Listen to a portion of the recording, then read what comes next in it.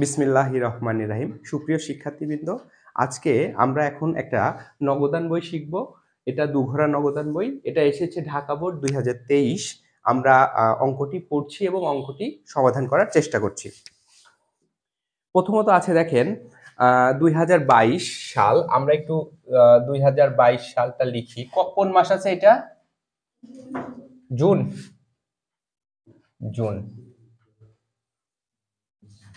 দেখেন প্রথমটা আছে নগদ উদ্বৃত্ত 18,000 টাকা, ব্যাংক জমাতিরিক্ত 15,000 টাকা। নগদ উদ্বৃত্ত মানে প্রথম দিন যেটা থাকে সেটা কি ব্যালেন্স বিডি না? Balance B D. নগদে কত টাকা আছে?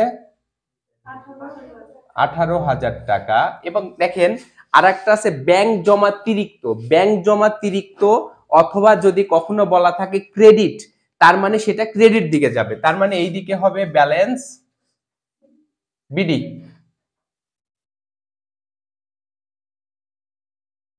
Balance BD.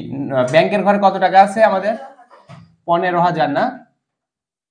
আচ্ছা 15,000। এরপরে দেখেন বলছে আমরা কি জানি নগদান হিসাবে যদি আমরা টাকা পাই অর্থাৎ নগদ টাকা এবং ব্যাংকের টাকা আমাদের কাছে আসলে প্রাপ্তির দিকে অর্থাৎ ডেবিট দিকে লিখি, আর আমাদের কাছে থেকে যদি নগদ টাকা বা ব্যাংকের টাকা চলে যায় তাহলে কি লিখি? ক্রেডিট দিকে আমরা লিখি। অর্থাৎ এই দিকে প্রাপ্তিগুলো লিখি, এদিকে আমরা কি ক্রেডিট দিকে প্রদানগুলো লিখি। 2 তারিখে বলছে প্রাপ্য হিসাব হতে নগদ আদায় 8,000 টাকা এবং চেক মারফত আদায় 11,500 টাকা। এটা 2 তারিখ, তাই না? তাহলে আমরা এখানে লিখব প্রাপ্য হিসাব। যেহেতু প্রাপ্য হিসাব, আমি যদি কারো কাছ থেকে টাকা পাই সেটাকে কি বলে? প্রাপ্য হিসাব বলে। নগদে কত টাকা পেলাম দেখেন তো? 8,000 এবং চেক মারফত কত? 11,500। স্বাভাবিকভাবে নগদে পেলে নগদের ঘরে এবং চেকে পেলে ব্যাংকের ঘরে আমরা লিখে থাকি, কিন্তু এরপরের এন্ট্রিটা আপনারা একটু দেখেন। এরপরের এন্ট্রিটাতে 4 নাম্বার এন্ট্রিতে বলা আছে প্রাপ্য হিসাব হতে প্রাপ্ত চেকটি ব্যাংকে জমা দেয়া হলো। তার মানে বোঝা যাচ্ছে এই দিন যে টাকাটা পেয়েছিলাম এই চেকটা আমরা ব্যাংকে জমা দিইনি, নগদ হিসাবেই রেখে দিয়েছি। তাহলে একদম নগদ বাড়বে। যদি পরের এন্ট্রিতে কিছু বলা না থাকতো তখন তাহলে আমরা কি করতাম? মনে করতাম চেক মানে কি? ব্যাংক। তাহলে টোটাল কত হাজার টাকা হচ্ছে নগদের ঘরে? 19,500 টাকা। এরপরে দেখেন 4 তারিখ প্রাপ্য হিসাব হতে প্রাপ্ত চেকটি ব্যাংকে জমা দেওয়া হলো। তাহলে আমি কত টাকার চেক পেয়েছিলাম? 11,500 টাকার না? খেয়াল করেন চেক যদি ব্যাংকে জমা দিই তাহলে কি হবে আমি এখানে একটু দেখাই দিচ্ছি। ব্যাংক হিসাব ডেবিট আর নগদান হিসাব, অর্থাৎ এটা কি কোনটা এন্ট্রি না? বিপরীত দাখিলা। 4 তারিখ, তার মানে এটা দুই দিকেই বসবে। দেখেন ব্যাংক হিসাব ডেবিট, ডেবিট দিকে ব্যাংকের ঘরে কত টাকা লিখবো? 11,500।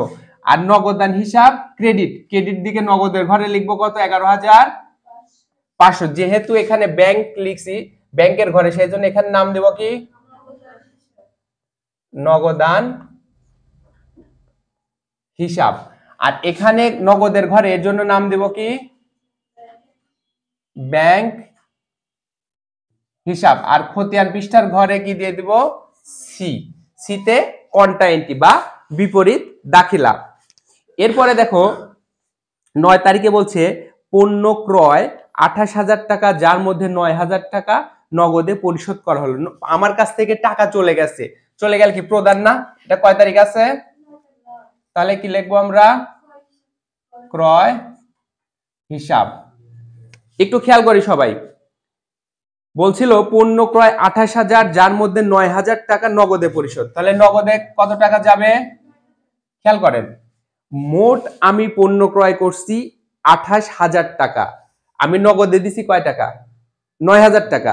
বাকি টাকা বোঝাই যাচ্ছে ধারে, কিন্তু আমরা জানি কি নগদ টাকা এবং ব্যাংকের টাকা হ্রাস বা বৃদ্ধি ঘটলে আমাদের নগদান বই আসে।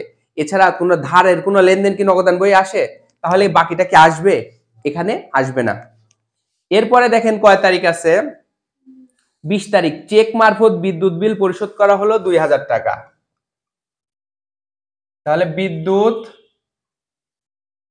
বিল হিসাব চেক মারফত মানে চেক মানে কি ব্যাংক না, কত টাকা 2000 টাকা। এরপরে দেখেন বলছে চেক মারফত প্রদেয় হিসাব পরিশোধ করা হলো 10,000 টাকা। প্রদেয় হিসাব বলতে আমার কাছে যদি কেউ পায় সেটাকে বলে প্রদেয় হিসাব। তাহলে এটা কয় তারিখ আছে, 20 পরে কত তারিখ 27। প্রদেয় হিসাব চেকের মাধ্যমে পরিশোধ করছি তাই না, কত টাকা 10,000 টাকা। এরপরে আপনারা খেয়াল করবেন বলা আছে হাতে নগদ 4,000 টাকা রেখে অবশিষ্ট টাকা ব্যাংকে জমা করা হলো। হাতে নগদ তার মানে বোঝা যাচ্ছে এখানে আমার আর কোনো কাজ নেই, শুধু একটা কাজ আছে এখানে, নগদে আমাকে দেখতে হবে কত আছে। এই দিকে যেটাই থাক না কেন দুই দিকের মধ্যে বড় কোনটা, এইটা বড় আছে মনে হচ্ছে তাই না। 18,000 যোগ কত 19,000, মোট কত হচ্ছে 37,500। এখানেও লিখতে হবে কত 37,500। দেখেন অন্য অঙ্কের বেলায় আমরা কি করি, ওপর থেকে বাদ দিয়ে যেটা থাকে সেটাকে সিডি করি, বাট যদি আমাদের কখনো এরকম বলা থাকে যে হাতে নগদ এত টাকা রেখে এত টাকা ব্যাংকে জমা দাও, তাহলে যেটা রাখতে বলবে সেটাকে আমরা সিডি করব, সেটাকে আমরা কি বলবো সিডি। তাহলে দেখেন জুন মাস কয়দিন, একটু জায়গা রাখবো আমরা, ব্যালেন্স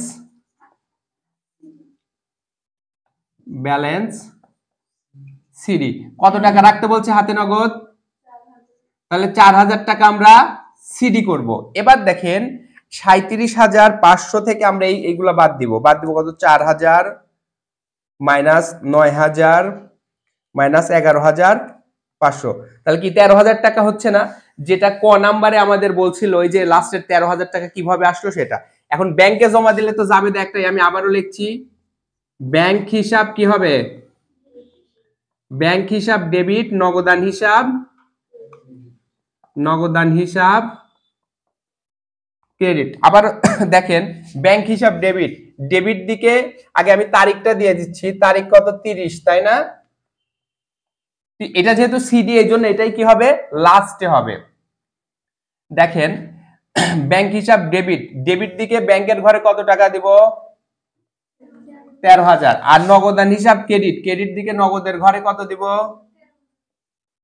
13,000। যেহেতু এখানে নগদের ঘর, এখানে নাম দেব কি ব্যাংক হিসাব, আর খতিয়ান পৃষ্ঠার ঘরে সি, এখানে দিছি ব্যাংকের ঘরে, তাহলে নাম দেব কি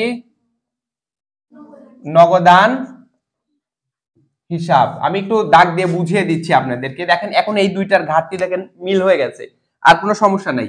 এখন আমরা ব্যাংকের ঘরে কি এইটা বড় আছে তাই না, 15,000 যোগ 2,000 যোগ 10,000, মোট 27,000 টাকা হচ্ছে না। তাহলে এখানেও আমাদের লিখতে হবে কত 27,000 থেকে উপরের দুইটা আমরা বাদ দিব, 13,000 মাইনাস 11,500, তাহলে কত 2,500 হচ্ছে না। এটা কি ব্যালেন্স সিডি,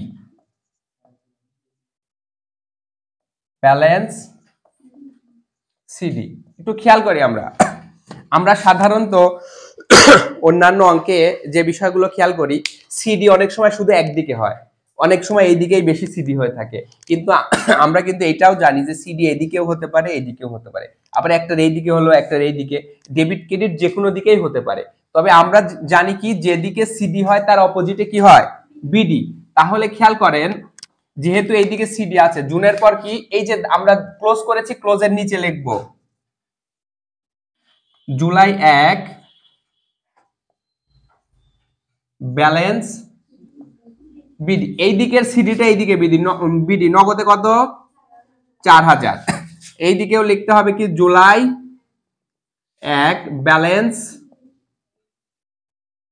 ব্যালেন্স বিডি। যেহেতু 2500 টাকা ব্যাংকের ঘরে, তাহলে এখানেও আমরা কত লিখবো 2500 টাকা। এই হচ্ছে আমাদের নগদান বই।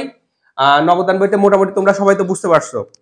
আচ্ছা যাই হোক, আপনারা যারা আমাদের অনলাইনে দেখছেন এরকম শিক্ষণীয় ভিডিও পেতে আপনারা আমাদের চ্যানেলটি সাবস্ক্রাইব করে রাখবেন এবং লাইক কমেন্ট করে আমাদের পাশে থাকবেন। ধন্যবাদ আপনাদের সকলকে।